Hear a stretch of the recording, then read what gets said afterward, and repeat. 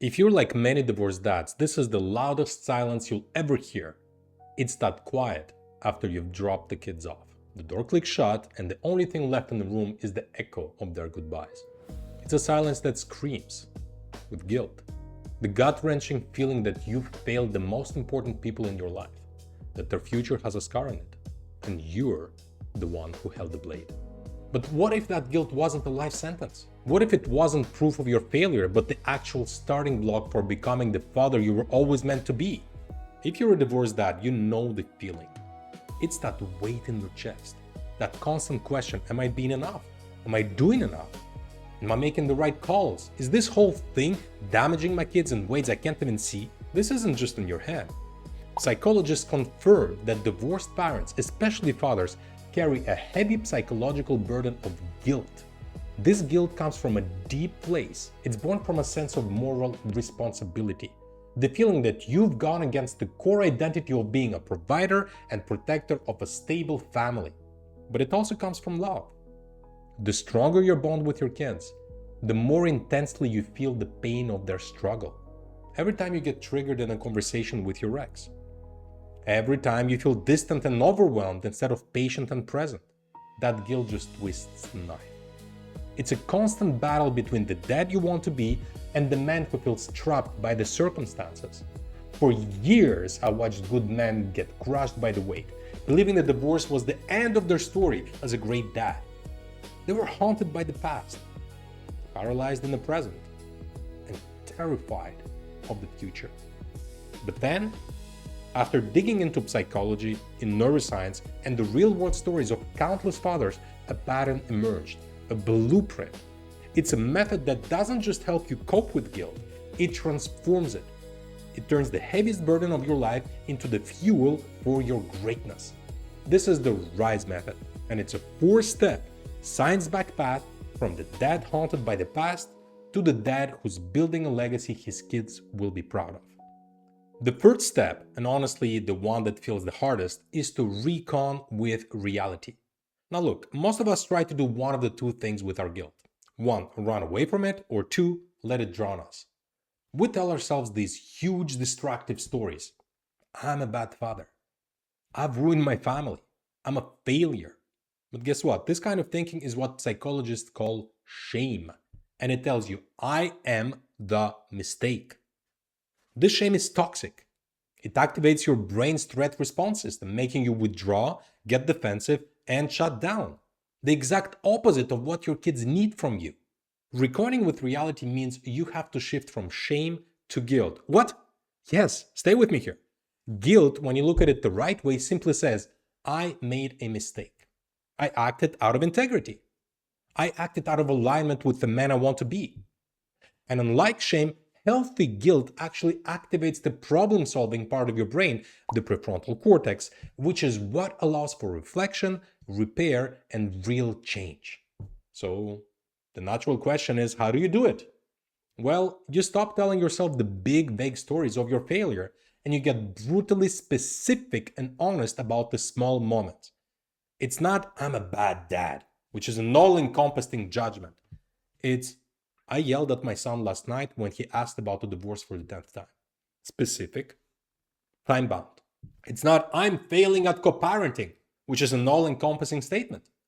It's, I sent a reactive, angry text to my ex instead of walking away for a few minutes to cool down. Specific, time-bound. This is a core practice in things like cognitive behavioral therapy and mindfulness. You name the specific misstep, without judgment, bound within time.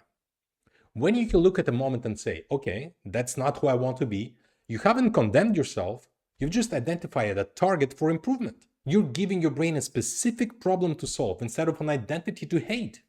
Suddenly, the guilt is no longer a weapon you use against yourself, it's a compass pointing you directly towards where you have the chance to grow. And by the way, if you like what you see so far, please click the like and subscribe button below. It's going to send a message to YouTube that this video is valuable so it can reach more divorced dads who need to hear this. Which brings us to step number 2, the I in the RISE, identity clarification. Once you've started reckoning with specific realities, the second step is to clarify your identity, And no, we're not talking about your gender identity. This is where you stop letting your divorce define you and start defining yourself. A lot of self-help is focused on outcomes. I want to have a better relationship with my kids. I want to have a great co-parenting situation. But the real secret to lasting change, backed by a ton of research, is that it has to be identity-based. It's not about the outcome you want. It's about the person you're becoming. The person you must be to get to the outcome that you want. The person who you must be in order to do the things that you need to get to the outcome that you want. So the question changes from what do I want or what do I do to who do I want to be. Your divorce tore down an old identity. Now you have a choice. Who is the father you will be starting today?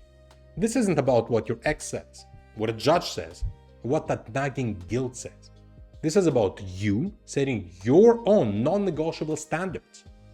So I invite you to grab a pen and paper and answer these questions. What are my 3 core values as a father?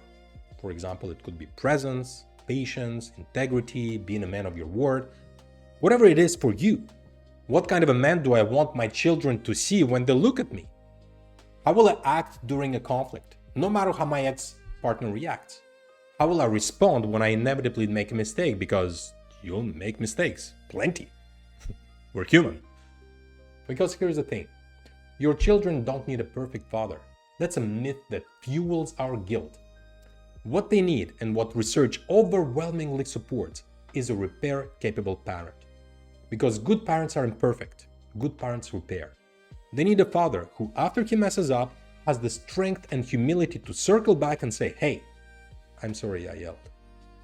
I was frustrated, and it wasn't your fault. I'm working on it. When you model that, you're not just fixing a mistake. You're giving your children the greatest gift of all, a real-life lesson in accountability, resilience, and self-compassion. Your new identity isn't the perfect dad. It's the dad who always tries to make it right. It's a dad who's always becoming better. Clarity on your new identity is critical, but it's powerless without action. That brings us to the step 3, systems design. This is where you become the architect of your fatherhood. Guilt-driven parenting is almost always chaotic and inconsistent. It creates predictable, damaging patterns. You might avoid discipline because you're terrified of being the bad guy, especially with limited time.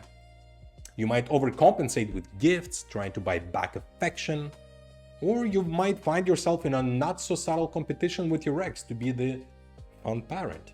These behaviors feel right in the moment because they quiet the guilt, but they're devastating for your children. Kids don't need a buddy or a Disneyland dad. They need a leader, a sturdy leader, a custodian. They crave structure and consistency because that's what makes them feel safe. Systems design is about parenting from a place of intention, not fear. It's about building the structures that support the man you've decided to be, even if you have to face some backlash at first. This looks like creating routines. Whether you have your kids half the time or 1 week a month, create rituals. Taco Tuesday, a specific bedtime story, a Saturday morning walk. Routines are the bedrock of security. And if you need help establishing good routines, I have this video right here. Establishing boundaries. If you can, work with your ex to have clear, consistent rules and consequences in both homes. Kids thrive when they know where the lines are. And this isn't about being overly strict, it's about being predictable and safe. And if you need help establishing good boundaries with your ex, well, here's the video about that. Have a communication plan. Decide how you'll handle logistics with your ex. Will you use a co-parenting app, a weekly email? Agreeing on the system prevents countless emotional in-the-moment fights. You also need to have an emotional emergency brake. This is a system for you. When you feel that anger or frustration rising, what's your plan? Walk away for 10 minutes, take 5 deep breaths, call a buddy you trust. You have to design this for yourself before you need it. And if you need help with that, here's a video right here for that. You are no longer just reacting to the chaos. You're creating a stable, predictable world for your children. And in doing so, you're creating a more stable, confident version for yourself. The final step is where the transformation becomes real. It's where you embody the shift. Embodiment stands for E in RISE. There is a fascinating principle in neuroscience called embodied cognition. All it really means is that your actions shape your thoughts and identity just as much as your thoughts shape your actions. You can't just think your way into becoming a great dad. You have to act your way into it. The final step is about daily, conscious practice. It's about taking your new identity and your new systems and live them out one small choice at a time. Embodying the shift means when your ex sends that frustrating email, you pause. Use the communication system you designed and respond with calm, boring leadership instead of anger. When your child tests a boundary, you hold the line with love and firmness because your identity is a safe leader, not a scared friend. When you do mess up, and you will mess up, you immediately put your repair identity into action. You apologize, you reconnect, and you model what it means to be an accountable man. At first, this will feel forced, and that's normal. It's going to take a ton of energy. That's also normal and expected. But every time you make the choice that aligns with your new identity, you're carving a new neural pathway in your brain. Research shows it can take over 2 months, that's right, 60 days, sometimes 90 days, sometimes much longer for a new behavior to become automatic. But it's inevitable if you try again and again. Each time you choose patience over reactivity or connection over compensation, you are laying down another rep. You're literally rewiring your brain to make the new identity your default setting. So yes, you start by acting as if you are that calm, confident, loving father. And then one day, you'll wake up and realize you're not acting anymore. You simply are. That's the embodiment of greatness. If this makes sense, and if you're feeling that shift from the weight of guilt to the possibility of growth, do me a favor and hit that subscribe button. We're building a community of fathers who are all on this journey, and I want you to be a part of it. Also, if you want a free guide on how to use the RISE system in your own fatherhood, you can find it at the link in the description. So what happens when you commit to this? Well, the guilt doesn't just vanish on its own, it becomes irrelevant. It gets replaced by purpose. The man who sat in the deafening silence of an empty house, crushed by his past, is gone. In his place is a father who is present. A father whose kids feel his love not through the presents he buys, but through the attention he gives. A father who co-parents with a quiet dignity that creates stability for his children. He's learned to use his past mistakes as lesson, showing his kids that messing up isn't the end. It's the beginning of getting better. He understands that his divorce was not the event that defined him as a father. It was the event that challenged him to become the father he was always meant to be. And here's the final truth for you. The path from the guilt that's holding you down to the greatness that's waiting for you is the RISE method. First, you recon with specific reality in your mistakes, trading useless shame for productive guilt. Second, you clarify your new identity, deciding who you will be as a father, starting now.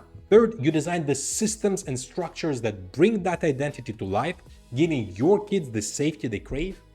And finally, you embody that change through daily action, rewiring your brain until your new identity is just who you are. That guilt you feel, don't run from it.